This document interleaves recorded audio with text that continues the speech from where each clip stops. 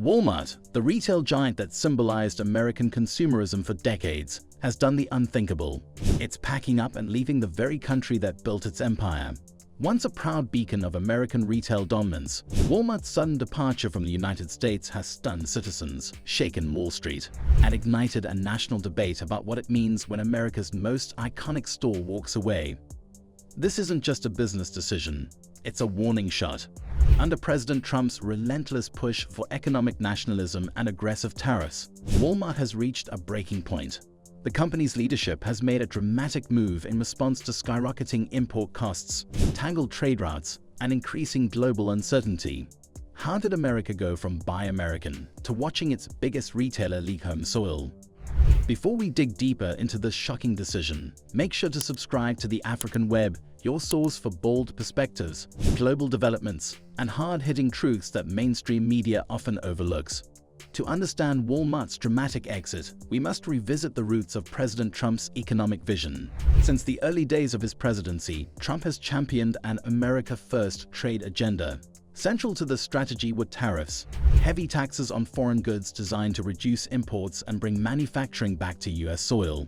However, these tariffs triggered retaliatory measures from global trade partners like China, the EU, and Mexico. What began as a push to boost domestic industry quickly spiraled into a global trade war, where costs rose, alliances were strained, and multinational businesses like Walmart found themselves caught in the crossfire. As tensions escalated, the economic uncertainty made it increasingly difficult for retailers to plan long-term. Walmart, with its vast supply chain relying heavily on affordable imports, found its core business model under siege. For Walmart, the consequences were swift and painful. The tariffs increased the cost of importing goods, from electronics to everyday essentials, forcing price hikes that clashed with its low prices always identity. Shelves became harder to stock, and the once fluid supply chain turned into a maze of bottlenecks and border delays. The company, known for its efficiency, began to experience delays, rising operational costs, and a growing sense of instability. Consumers started to feel the pinch, and a pressure on Walmart's leadership mounted. Walmart's reliance on global suppliers was now a liability rather than a strength. And as each new tariff was signed into law, the writing on the wall became clearer: adapt or collapse. In a boardroom far from the store aisles, Walmart's top executives made a controversial but calculated decision: relocate the company's operational base outside of the United States. The goal was simple: survive. By moving to trade-friendly jurisdictions, Walmart could sidestep the crushing costs of tariffs and regain control over its global logistics. This wasn't an act of betrayal, it was one of desperation. When economic policy begins to endanger corporate survival, even America's largest retailers must rethink their allegiance. The relocation offered access to more open markets, stable trade relationships, and fewer political landmines. But it also came with risks, both reputational and political.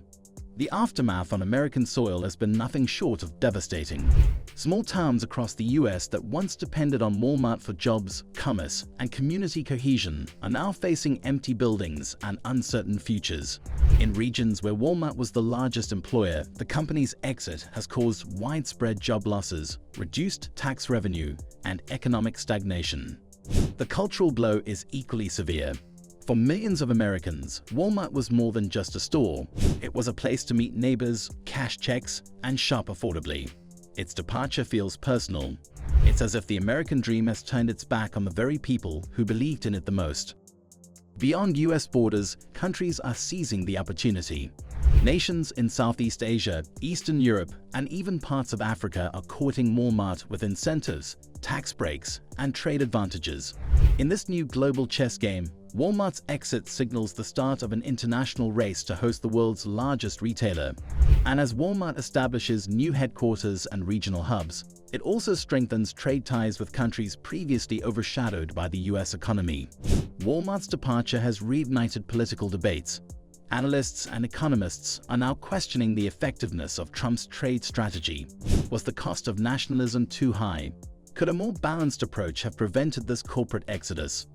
The move also raises tough questions about corporate loyalty. Should American companies remain in the country out of patriotism, even when government policies make it unsustainable? Or should businesses have the freedom to relocate in pursuit of stability and profit? Away from the US, Walmart is undergoing a transformation. The company is reorganizing its supply chains, investing in new technologies, and unveiling a fresh brand image aimed at a global audience. Free from the weight of US policy constraints, it's positioning itself as a truly international powerhouse. This shift isn't just cosmetic, it's structural. New logistics hubs are emerging, AI-driven inventory systems are being deployed, and partnerships with international producers are flourishing. Walmart's exit has sent shockwaves through the retail sector. Competitors like Target, Costco, and Amazon are scrambling to assess their own vulnerability. If the largest player couldn't endure the pressure, what chance do smaller retailers have? Many multinationals are quietly reviewing their options, consulting trade experts, and preparing contingency plans. Some are even considering following Walmart's lead. The academic world has taken notice. Universities are launching case studies examining Walmart's move as a cautionary tale of policy overreach and corporate adaptation. Scholars are analyzing the long-term implications for globalization and national economic policy. Meanwhile, labor unions are divided. Some view Walmart's exit as proof of flawed corporate ethics, while others acknowledge the company's need to protect its workforce from an unsustainable economic environment. At the heart of this story are the employees, hundreds of thousands of them, facing uncertain futures. While some have been offered relocation packages, many are left behind in communities now grappling with rising unemployment and declining morale. Families who once relied on Walmart for stable income now face tough choices. Should they move in search of new jobs or stay and hope for a miracle? The emotional toll is heavy, and the sense of abandonment is real. Initially, Walmart's stock took a hit. Investors panicked, unsure if the move would pay off. But over time, confidence returned. The company's aggressive international expansion and streamlined operations began to show promise, and shares rebounded. Analysts now predict that Walmart may become even more profitable outside the US, a sobering thought for a country that once considered the brand part of its national identity. Walmart's departure from America is more than a headline. It's a seismic shift in the global economic order. It reveals the fragility of even the mightiest corporations under rigid trade policies and underscores the evolving definition of loyalty in a globalized world. What do you think? Did Walmart abandon its roots, or was it forced to choose survival over symbolism? Let us know your thoughts in the comments below. And don't forget to subscribe to the African Web, hit that like button, share the video, and ring the bell to stay updated on global forces reshaping economies across continents.